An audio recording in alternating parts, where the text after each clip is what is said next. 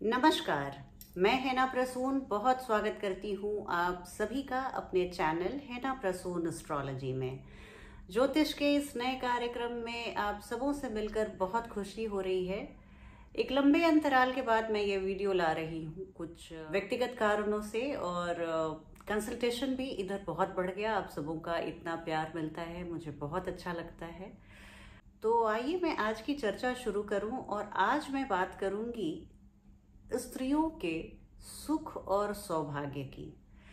देखिए, ये बात पुरुषों पर भी उतनी ही लागू होती है, लेकिन फिर भी एक सुख, सौभाग्य और सुहाग की कामना स्त्रियों को जिस तरह से होती है, जिस कदर से होती है, आज के बदलते परिवेश में और बदलते पारिवारिक संरचनाओं में भी आज ये समय से परे है। एक औसत महिला से बात करें, वो भले ही वेस्टर्नर हो या ओरिएंटल हो, अपनी शादी को बचाना, शादी को लंबे समय तक चलाना सभी की इच्छा होती है। पर हाँ, अपने सेल्फ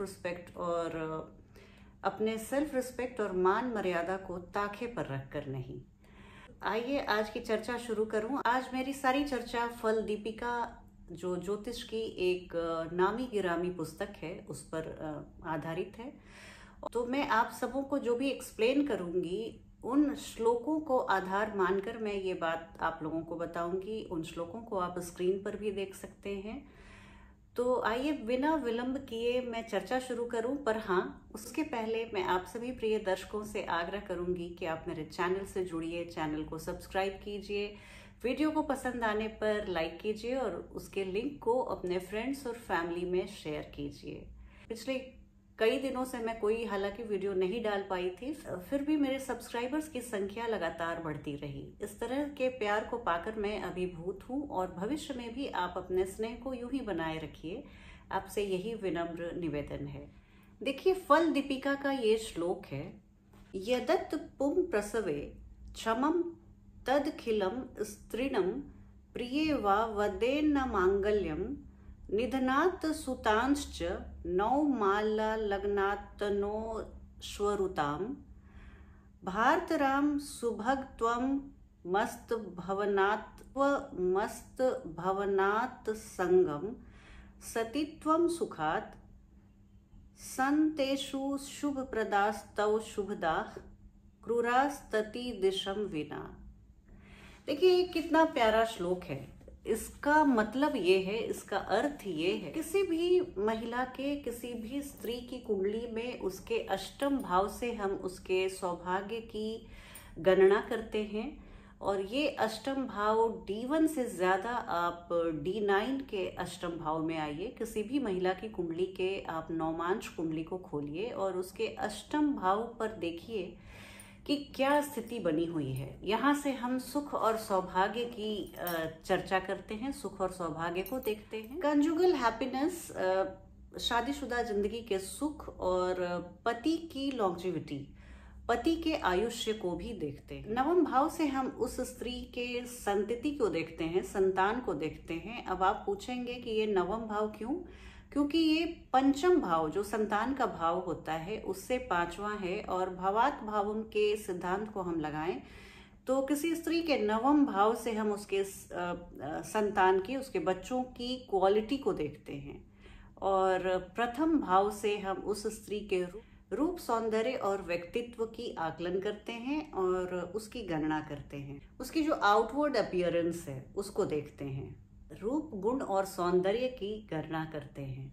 अब उसके पति कैसे होंगे, उसके हस्बैंड की क्वालिटीज क्या होगी, इसके लिए निसंदेह हम सप्तम भाव को देखते हैं। स्त्री हो या पुरुष हो, हम विवाह का आकलन सप्तम भाव से ही करते हैं। तो एक स्त्री को उसके पति से सुख मिलेगा कि नहीं, विवाह से सुख मिलेगा कि नहीं, ये निसंदेह हम नवांश के सप्तम भाव से देखते हैं। D1 के सप्तम भाव से भी आपको अच्छी खासी जानकारी मिल जाएगी। विवाहेतर संबंध, एक्स्ट्रा मैरिटल रिलेशनशिप, या उस स्त्री की इच्छा अगर दूसरे विवाह के संस्था से बाहर जाकर भी संबंध बनाने की है, उसकी प्योरिटी, उसके एथिक्स, उसकी लॉयल्टी को हम D9 के 4th हाउस से देखते हैं। D1 के 4th हाउस को भी पहले देखिए और उसके बाद आप D9 में जाइए, क्योंकि हार्डवेयर अगर D1 है तो सॉफ्टवेयर D9 है। अब इन सभी जगहों पर अगर नेचुरल बेनिफिक प्लैनेट्स बैठे हुए हैं, जो नैसर्गिक तौर पर सौम्य ग्रह हैं, जिनमें बुध, शुक्र, गुरु बृहस्पति और पक्ष बली चंद्रमा आते हैं, तो यहाँ ये सारी स्थिति पॉजिटिव मानी जाएगी और ये उस स्त्री के फेवर में जाएगी। और इसी के विपरीत अगर इन भावों में यानी अष्टम, सप्तम और चतुर्थ भाव में अगर मैलिफिक प्लैनेट्स बैठे हुए हैं, अगर नैसर्गिक तौर पर क्रूर और पापी ग्रह बैठे हुए हैं, जिनमें मंगल, सूर्य, राहु, केतु, शनि जैसे ग्रह आते हैं, तो ये स्थिति इससे प्रतिकूल हो जाएगी और इसमें स्थिति पूरी कुंडली की आकलन जरूरी हो जाती है। लेकिन यहाँ पर एक बात आप नोट कीजिए, फल दीपिका में बहुत ही क्लियर वे में लिखा गया है कि अगर क्रूर ग्रह भी इन भावों में बैठे हुए हैं, पर ये उस भाव के स्वामी ही हैं, यानी अष्टमेश ही हैं और अष्टम में बैठे हैं, सप्तमेश सप्तम में बैठे हैं, या चतुर्थेश चतुर्थ भाव में बैठे हुए हैं, और भले ही वो क्रूर ग्रह हों तो भी वो बहुत ही अच्छा परिणाम देंगे। यहाँ से हम नेगेटिव फोरकास्ट या उस स्त्री के बारे में नेगेटिव बातें, नेगेटिव आकलन नहीं कर सकते हैं। एक मैं दूसरा श्लोक पढ़ने वाली हूँ जो बहुत अच्छी तरह से प्रकाश डालता है स्त्री के सुख सौभाग्य की। तो ये आप बहुत ध्यान से सुनिएगा। उदय हिम करो दौ युग मगो सौम्य दृष्टो सूतने पति भूषा संप दुष्कृष्ट शिला अशुभ सहित दृष्टो चो जगो पुंस्वभावा कुटिल मतिर वश्या भ्रतुरुगा दरिद्रा सद्राशे यंश युते मदे द्युति यशो विद्यार्थ वांसस्तपति वर्स्तस्यते कुतजड्स्व विधवा कितवो निःस्वो वियोगस्त्यो आग्नेयमैग्न नस्ति मैतश्च विधवा मिश्रे पुनर्भूभर्वेत् क्रूरेष्वायुषी भृतहन्त्र्यापि धने संत स्वयं स्त्रीमृति। अब देखिए यहाँ पर बहुत ही अच्छी तरह से, अब यहाँ पर बहुत अच्छी तरह से फल दीपिका ने प्रकाश डाला है इस श्लोक के जरिए कि अगर किसी स्त्री का लग्न और चंद्रमा दोनों ही युग्म राशि यानी इवन साइन में हैं, हम जानते हैं कि 2, 4, 6, 8, 10 और 12 युग्म राशियां हैं, जिसमें जैसे वृषभ, कर्क, कन्या, वृश्चिक, मकर, मीन राशि युग्म राशियां हैं, इवन साइंस हैं। तो अगर इन राशियों में आपका लग्न और चंद्रमा दोनों है तो ऐसी स्त्रियां बड़ी भाग्यशाली होती हैं, बहुत ब्लेस्ड होती हैं, उनके पास बहुत अच्छी संतति, बहुत ही ओबीडियंट चिल्ड्रन और बहुत ही प्यार करने वाला पति होता है। वो अपने व्यवहार में बहुत मृदु होती हैं, बहुत इनका बिहेवियर बहुत जेंटल होता है और इनके पास बेशुमार धन दौलत और सोने के जेवर होते हैं, ज्वेलरी, गोल्ड रिजर्व इनके पास बहुत होता है।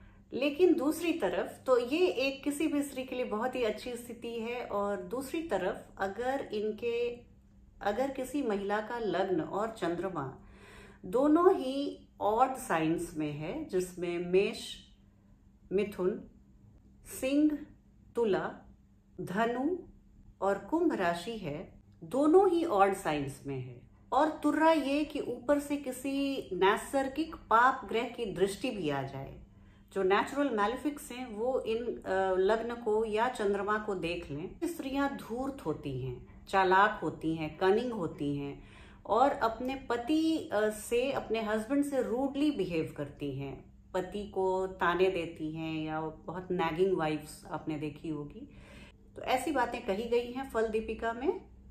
ऐसी स्त्रियां बहुत पुरुषोचित गुणों से भरपूर होती हैं, मैस्कुलिन डिमीनर होता है इनका, पति को कंट्रोल करके रखती हैं। आप ये सामान यहाँ मत रखो, वहाँ मत रखो, ऐसे नहीं जाओ, वहाँ पार्टी में नहीं जाओ, आप ये नहीं खाओ, वो नहीं पियो, बहुत कंट्रोलिंग होती हैं। और पुअर होती हैं। खुद के पैसे इनके पास, पति चाहे कितना भी अमीर हो या ससुराल कितना भी भरा पूरा हो, मायका कितना भी भरा पूरा हो, इनकी खुद की अर्जन कुछ खास नहीं रहती। खुद की अर्जित संपत्ति बहुत कम होती है। तो ऐसी बातें इस श्लोक के जरिए फलदीपिका में कही गई हैं। इन दोनों श्लोकों को आप देखिए, मनन कीजिए और मुझे कमेंट करके ज़रूर बताइए आपको ये आज का वीडियो कैसा लगा। आपके सुझावों और संदेशों का मुझे इंतज़ार रहेगा। बहुत जल्दी आपसे एक नई वीडियो में भेंट होगी। मैं 2025 के वार्षिक फलादेश को लेकर बहुत जल्दी आपके समक्ष आऊँगी।